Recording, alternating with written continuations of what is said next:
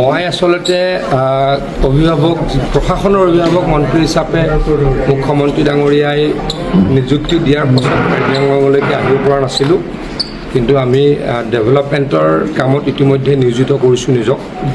আজি কেইবাটাও ডিপাৰ্টমেণ্টৰ ৰিভিউ কৰিলোঁ, বিশেষকৈ এগ্ৰিকালচাৰ আৰু ইৰিগেশ্যন ডিপাৰ্টমেণ্টৰ ৰিভিউ কৰিলোঁ, অন্য ডিপাৰ্টমেণ্টৰ মুৰব্বীসকলৰ লগত আলাপ আলোচনা কৰিলোঁ। ইয়াৰ পাছত আমি এখন খুব গুৰুত্বপূৰ্ণ সভাত অংশগ্ৰহণ কৰিম। এগ্ৰিকালচাৰ ইনফ্ৰাষ্ট্ৰাকচাৰ ফাণ্ড বুলি এটা কেন্দ্ৰীয় চৰকাৰৰ পুঁজি আছে, যিটোৰ পৰা যদি কোনোবা কৃষি উদ্যোগীয়ে লোন ল'ব খোজে 2 কোটি টকালৈকে 3% ইণ্টাৰেষ্ট ছাবভেনশ্যন পায় বা 3% কম দিব লাগে। লোনটো লোৱাৰ প্ৰক্ৰিয়াটো সহজ, কিন্তু কৃষিৰ লগত জড়িত ইনফ্ৰাষ্ট্ৰাকচাৰ কৰিব লাগিব। সেই বিষয়ে সমগ্ৰ অসমত আমি আমাৰ কৃষি উদ্যোগীসকলক চেঞ্চিটাইজ কৰিব খোজোঁ, তেখেতলোকক জনাব খোজোঁ, কাৰণ বহুতে এই আঁচনিটোৰ বিষয়ে নাজানে। আঁচনিটোৰ যোগেদি লোন ল'বলৈ বহুত ইজি, কিন্তু পাছত লোনটো ঘূৰাই দিলেই হ'ল। গতিকে তেনেকৈ আমি উদ্যোগীসকলক সহায় কৰিব পাৰোঁ নেকি, সেইকাৰণে আমি ইয়াতে এখন সভা অনুষ্ঠিত কৰিম।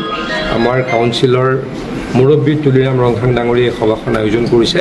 গতিকে এই সভাখনত অংশগ্ৰহণ কৰিবলৈ আৰু এটা আমি আশা কৰিছোঁ যে অহা 5 বছৰত অতি কমেও ইৰিগেশ্যনত 400 কোটি টকা আমি এই জিলা দুখনলৈকে দিবলৈকে চেষ্টা কৰিম।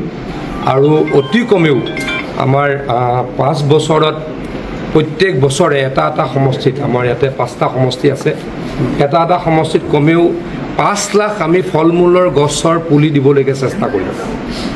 আৰু আমি অইল পাম বা পাম অইল আমি বিস্তৃতভাৱে কৰিব খুজিছোঁ।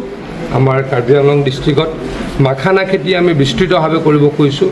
এই বিষয়ে আমি বিষয়বিলাকৰ ওপৰত ডিছকাশ্যন কৰিলোঁ।